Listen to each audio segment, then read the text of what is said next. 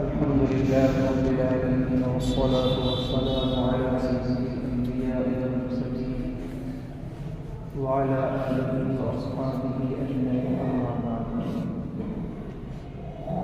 أعوذ بالله من الشيطان الرجيم بسم الله الرحمن الرحيم والعصر إن الإنسان لفي خسر إلا الذين آمنوا وعملوا الصالحات وتواصوا بالحق وتواصوا بالصبر صدق الله العظيم.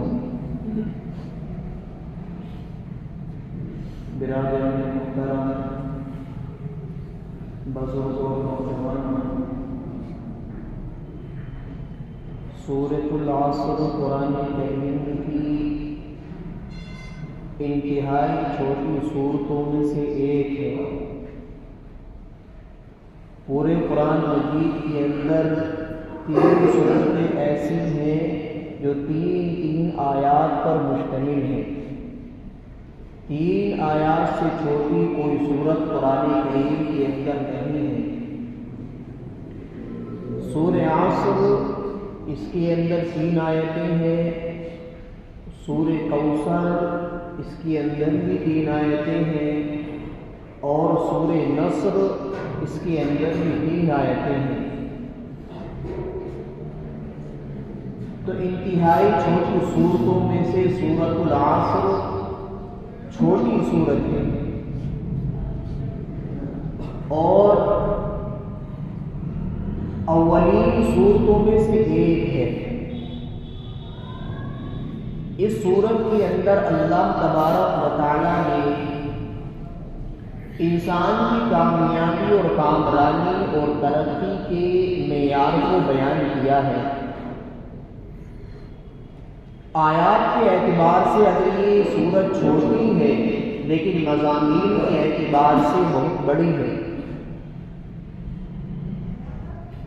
3 مضمون اللہ نے اس کے اندر بیان کیے. پہلا ایمان، دوسرے نیک اعمال، اور تیسرے حق پر استقامت. 3 مضمون اللہ تبارک و تعالی نے اس مختصر سی صورت کے اندر بیان کیا، اور مضامین کے اعتبار سے اتنی بڑی ہے کہ امام شافعی رحمۃ اللہ علیہ ارشاد فرماتے ہیں: لو لم ينزل من القرآن سواها لاتفت الناس، کہ اگر قرآن کریم کے اندر سورہ عصر کے علاوہ کچھ بھی نازل نہ ہوتا تو لوگوں کی ہدایت کے لیے کافی ہوتی. اور امام شافعی رحمۃ اللہ علیہ کا دوسرا قول یہ ہے کہ اگر انسان صرف اور صرف سورۃ العصر کے اندر غور و فکر کر لے، تدبر کر لے، تھوڑا اس کو سوچ لے، تو ہدایت کے لیے سورت کافی ہے. اللہ فرماتے ہیں والعصر، قسم ہے زمانے کی، اس کے اندر تمام تاریخ آ گئی کہ جو وقت گزر گیا سب کی سب گواہ ہے. مفسرین نے لکھا ہے کہ عصر سے مراد، یعنی قسم ہے زمانے کی، یہ زمانے سے مراد حضور اکرم صلی اللہ تعالی علیہ وسلم کا زمانہ ہے.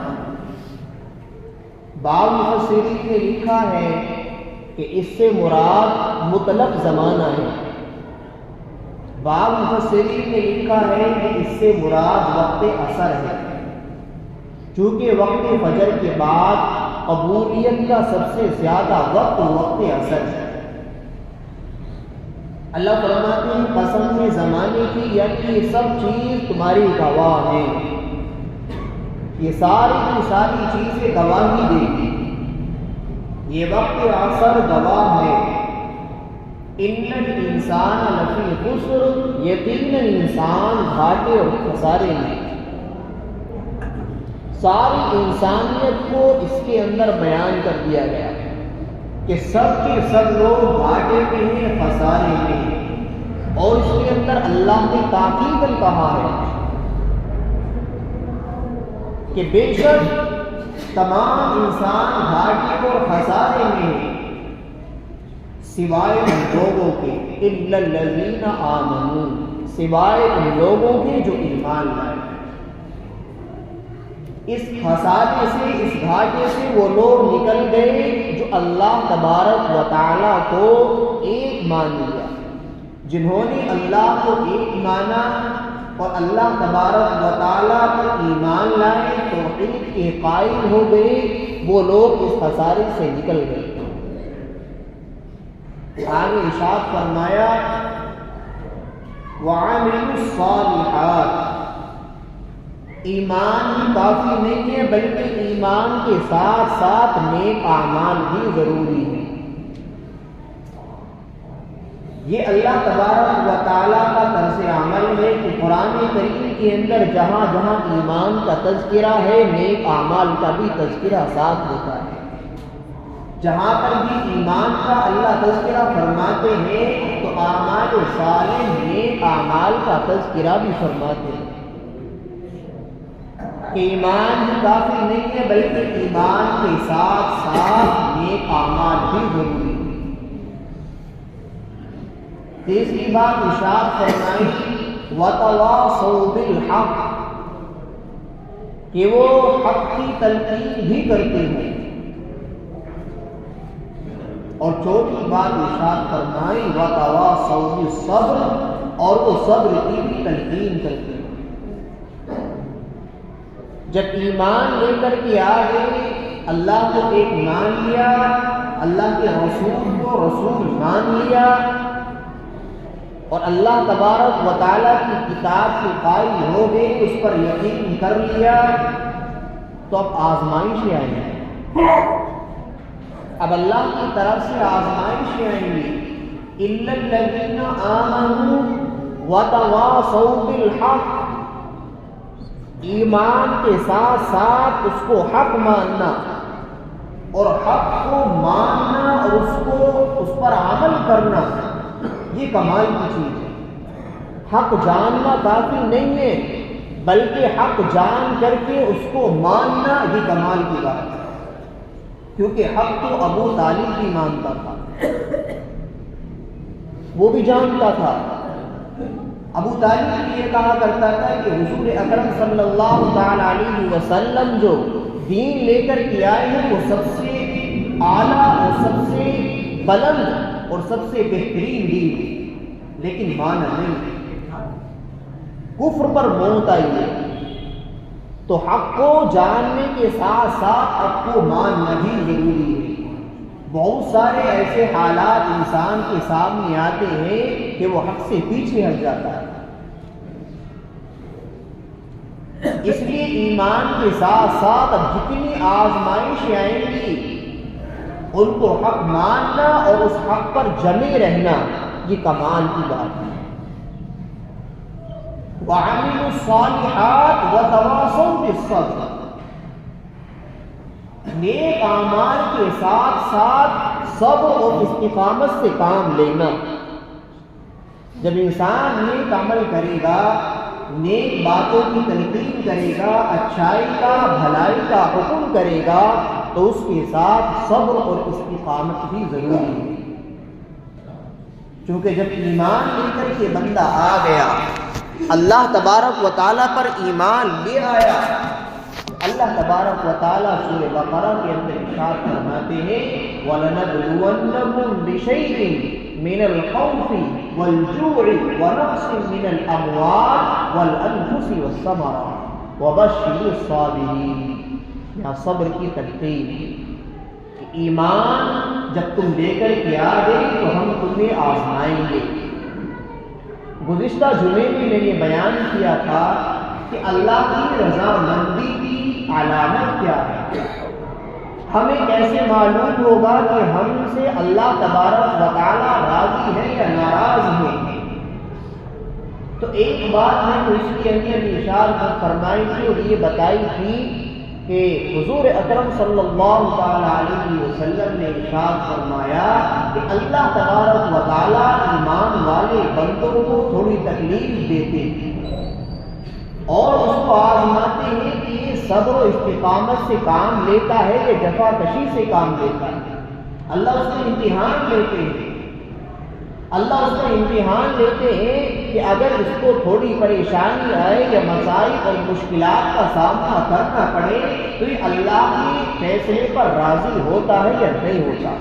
اگر راضی ہوتا ہے تو اللہ تبارک و تعالیٰ بھی اس سے راضی ہو جاتا ہے، اور اگر اللہ کے فیصلے پر راضی نہیں ہوتا تو پھر اللہ تبارک و تعالیٰ بھی اس سے راضی نہیں ہوتا۔ تو جب ایمان لے کر کے آ گئے اور اللہ تبارک و تعالیٰ کو ایک مان لیا تو اب جتنی بھی آزمائشیں، مسائل اور مشکلات کا سامنا کرنا پڑے تو ان کے ساتھ حق اور صبر و استقامت کے ساتھ ان کا سامنا کرنا۔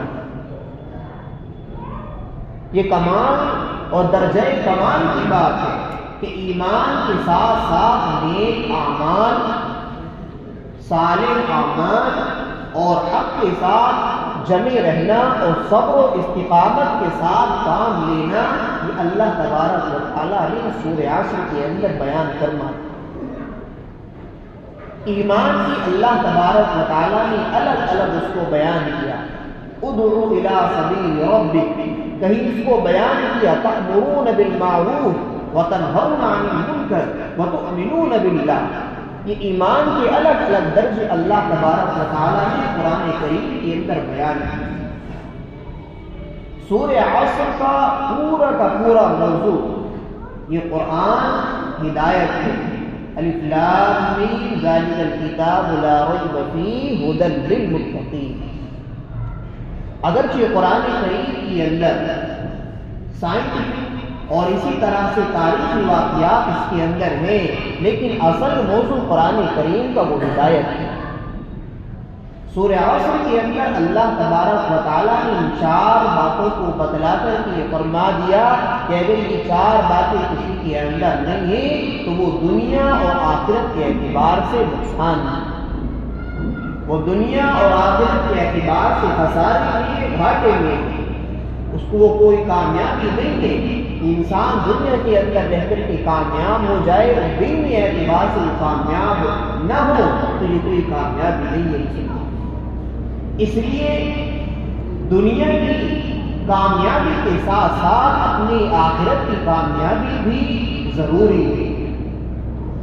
جو اللہ تبارک و تعالیٰ نے ہمیں احکام بتلائے ہیں، جو حضور اکرم صلی اللہ علیہ وسلم نے ہمیں طریقہ اور سلیقہ بتلایا ہے، ان پر عمل کرنا یہ انتہائی ضروری ہے تاکہ ہم دنیا اور آخرت کے اندر کامیاب ہوں۔ یہ سورہ عصر یقیناً چھوٹی سی صورت ہے، لیکن مضامین کے اعتبار سے اللہ تبارک و تعالیٰ نے اس کے اندر بڑے مضامین کو بیان کیا ہے۔ آیت کے اعتبار سے سورت چھوٹی ہے لیکن مضامین کے اعتبار سے بہت بڑی ہے۔ اس لیے قرآن کریم پر عمل کرنا اور ایمان جو اللہ تبارک و تعالیٰ نے بتلایا ہے اس کے تقاضوں پر عمل کرنا اور حق کی تلقین کرنا اور صبر و استقامت کی تلقین کرنا اور ان کو اپنے عمل کے اندر لانا یہ انتہائی ضروری ہے تاکہ ہماری دنیا اور آخرت کامیاب ہو۔ یہ 4 باتیں اللہ تبارک و تعالیٰ نے انسان کی کامیابی اور کامرانی اور ترقی کے لیے بیان کر دی۔ یہ 4 راستے ہیں کہ وہ ایمان لائے، نیک عمل کرے اور حق کی تلقین کرے اور صبر و استقامت کی تلقین کرے۔ یہ 4 راستے اور 4 باتیں اللہ تبارک و تعالیٰ نے ارشاد فرما دی کہ کامیابی اور کامرانی ان 4 باتوں کے اندر اگر یہ ہمارے اندر ہے تو یقیناً ہم لوگ کامیاب ہیں، اور اگر یہ ہمارے اندر نہیں ہے تو ہم کامیاب نہیں ہیں۔ تو ان پر عمل کرنے کی ہر ممکن کوشش کرنی چاہیے کہ ہم تمام باتوں پر عمل کریں تاکہ دنیا اور آخرت کے اعتبار سے اللہ تبارک و تعالیٰ ہمیں کامیاب کرے۔ بس دعا یہ ہے کہ اللہ تبارک و تعالیٰ ہم سب کو ان باتوں پر عمل کرنے کی توفیق عطا فرمائے۔ آمین وآخر دعوانا الحمدللہ رب العالمین۔ جو حضرات سنتوں سے رہ گئے وہ سنت ادا